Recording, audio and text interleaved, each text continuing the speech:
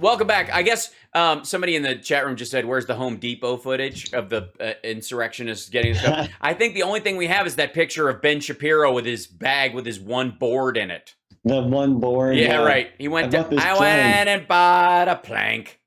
Baby Ben. We love Baby Ben. Aw. And yes, our discovery and our recognition that happened on the live stream over the last couple of weeks that Ben Shapiro is Porky Pig and the voice matches perfectly. Holy moly, that's huge. Will never, ever, ever be able to be lived down. It is true, and you can't unhear it at any point. So, but we've got other callers, so let's grab. I want to see what folks want to talk about. We'll be like, who do we have? Chicago. We got Robert from Florida. Excellent, Robert from Florida. How are you? What's going on, gentlemen? Hi. Hey, Hey. when I got on the phone with the screener, I've been trying to think of a, swollen testicle joke. And I just can't just come to it. It's really difficult. You know what I mean? When you got, Tucker Carlson. I like wood. Has pretty much outdone all of us. Deeper and longer. When that or I suppose maybe Diamond and Silk. Eat 2 eggs a day. You know what I mean? When they're not impressed by this fellow's swollen testicles. 5 eggs. Well, is the only thing that will do it for them. I'm just saying. Wow. All right. So, and even Mike, Wow. Mike Lindell is impressed. Wow. Wow. Okay, go ahead. All right, I call about Russia and Google and Apple, but I also want to, since you asked what people thought, I called in a week or two to your show after the January 6th, and I said what to do. I mean, not that people listen to me, but I said have a telethon. They'll out themselves. If we would have really gone out and tried to say, who is this person? If somebody knows him, okay, he's got a Miami Dolphins cap on. He's got it probably in this area. Somebody knows this guy. Yeah. Here's $100. Here's $1,000. Keep the Eddie going. They would have given themselves up. And the fact that there's nobody there today is the reason, because there's a new sheriff in town. That's right. Now the cops are told not to shoot. And basically, the writing on the wall for Donald's over. Last week they had a pay-per-view event for Evander Holyfield. Yeah. I mean, if you attach your name to Evander Holyfield as a 58-year-old boxer, expect not to get over 200,000 buys. I said that when that happened, Robert. When that came up and he announced that he was doing that, and he said, "I'm getting an obscene amount of money to do this," and I was like, that is the final nail in the coffin to the idea that he's a billionaire, because supposedly, if you're worth $6 or $9 billion, which is his rotating allegation of how much money he has, it's a lot of money. Right now, we don't know exactly. That's right. The owners are on strike. That's right. But the only way you could, the only thing that qualifies as an obscene amount of money in that circumstance is $7 or $10 billion. Getting a few $100,000 or even $1 million to do it, or $2 million or $5 million is not an obscene amount of money when you're a billionaire. It just isn't. As a matter of fact, Richard Branson, Jeff Bezos, all these guys turn down those kind of offers from startups and stuff all the time. If that was the case, Trump could get on Cameo and go, offer $5 million just to endorse companies, at some point, and we'll see how long that lasts. But that's the idea of what this effectively was. This was a cameo, but he couldn't get away with just a 90-second video. He had to show up and yammer. And Junior brought him this project, just like he brought him these crap like rental property things, and they'll slap our name on it, and we don't even have to do anything. We get a royalty from the property. We're not responsible. It's another real estate company that builds it. It's another company that handles the renters. All we are is a branding thing in it, and we make $100,000 a month from this particular thing as long as they keep it on the building. And that's how they made most of their money. They went from an architectural and development company to a branding company all through the 90s. That's Trump's legacy, taking his father's empire of building actual buildings and turning it into a rubber stamp that they would just, like stickers They were putting their stickers on stuff. And that's what they do now. And that's all he did with this fight. And the problem is the product they're putting it on is getting lower and lower and lower and weaker and more pitiful.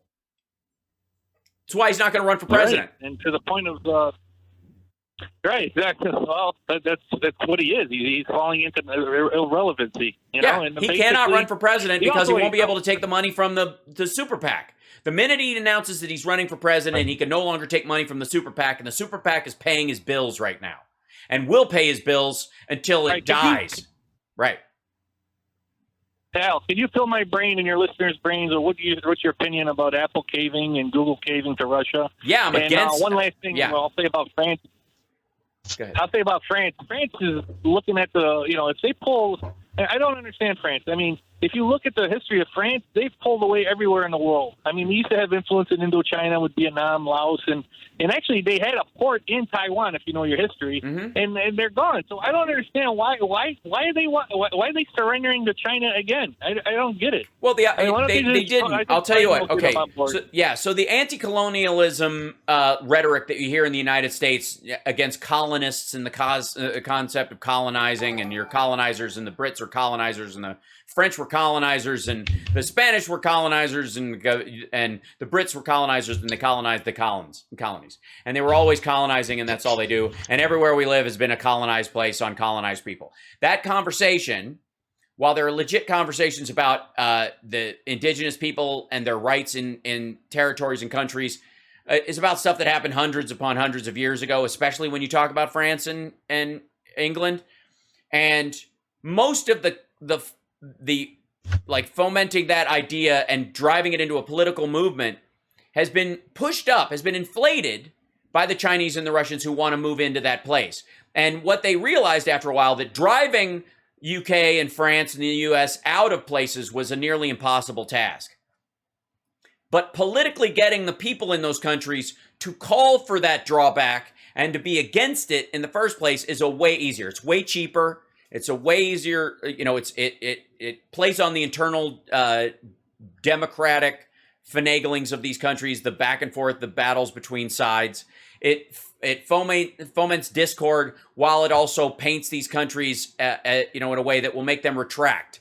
In ways, by the way, that they do in many cases, as ironically the right calls about Afghanistan, but in areas where they've done it too quickly or they didn't manage it or help manage it, they just left in a big hurry. Said, sorry, we were here, and left.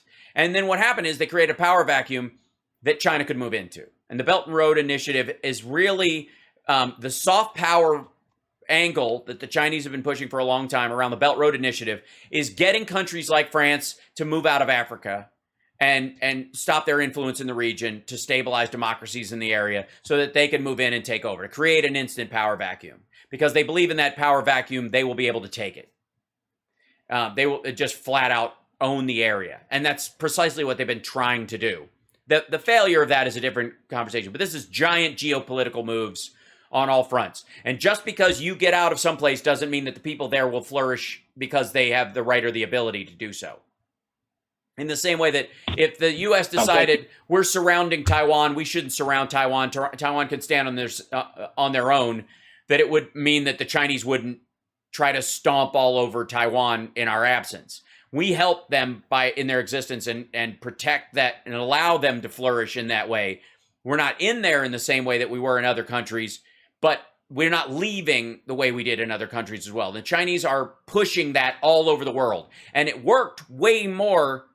It was more effective on France and Germany than it was, say, on the UK or Northern European countries and the US.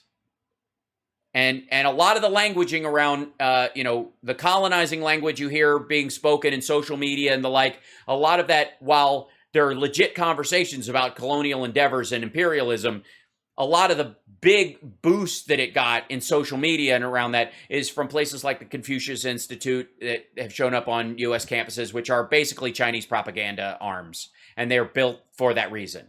From the government, not the people. The kids themselves are being forced into these organizations. A lot of Chinese students who come over to the United States want to experience America while they're here, and organizations on campus like that keep them from doing it. They basically keep them in line. They're ways of policing Chinese students abroad. and it's not unique to China. The Russians used to do it too, and try to do it, but fail now. They don't really have a way of doing it these days. If a Russian student manages to get an immigration visa and to come here and go to school, they usually stay a lot of times.